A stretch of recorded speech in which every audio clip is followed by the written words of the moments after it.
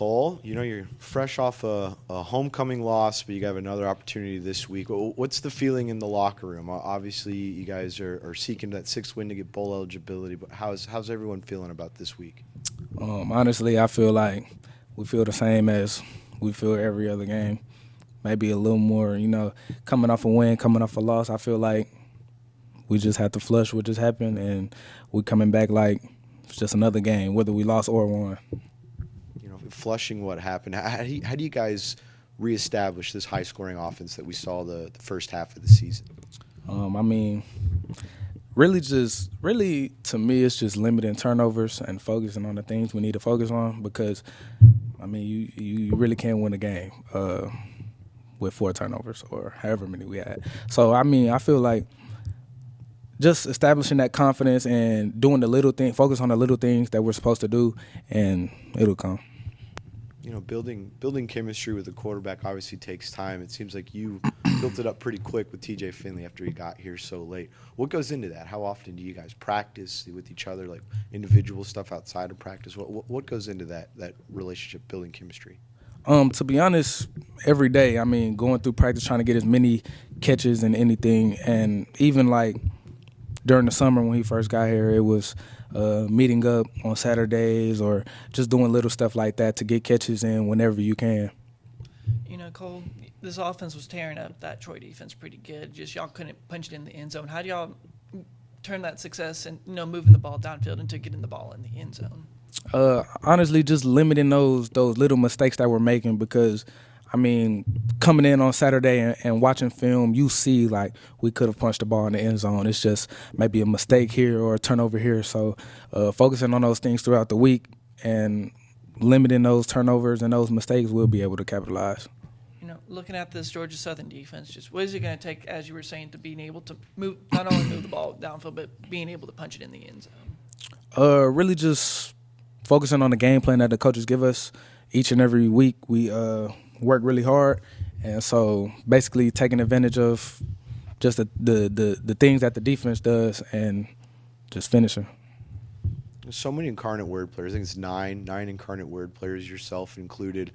And with so many new players in total, 53, how much have the incarnate word players had to step up this season and almost show the ropes of the scheme, offensively, defensively? How much do you think that has impacted how much these guys have taken on so quickly? I feel like it's impacted a good amount, coming from incarnate where we've been running this, so we can kind of help out where we need to. But as far as like, it's some really smart guys on the team, so they pretty much have it down, like they know what they're doing. But if they need little tweaks here and there, and we're not perfect either, but if they need little tweaks here and there, we can kind of help them out. With Georgia Southern coming up this week, and you want to get that 6th win for bowl eligibility, but how much is that on y'all's mind? You were just talking about it. Each week is a new week, a new game. Do you guys think about that 6th win bowl eligibility, or is it just a new game, new week? Obviously you think about the bowl eligibility just because, you're human. They've never done it, so that's what you think about. But really, it's more about Georgia Southern this week. And, coming every single week, just going 1-0 every single week, you'll be able to get to where you want to get to and beyond that. So we kind of try to focus on this week because if you're just focusing on bowl eligibility or whatever, either that might be the furthest you get or you might not end up getting there at all. So because you're focusing on the future. If you focus on what you have right now, then that'll fall in place. Do you think that went into last season for you at Incarnate Word and your fellow Cardinals, that you very much focusing on each day in and day out, and that led to the semifinals in the FCS playoffs, 12-2? Do you think that mentality was apparent last season for y'all? Yeah, it definitely was. They always preach just go 1-0 every week, so that was a big part of it.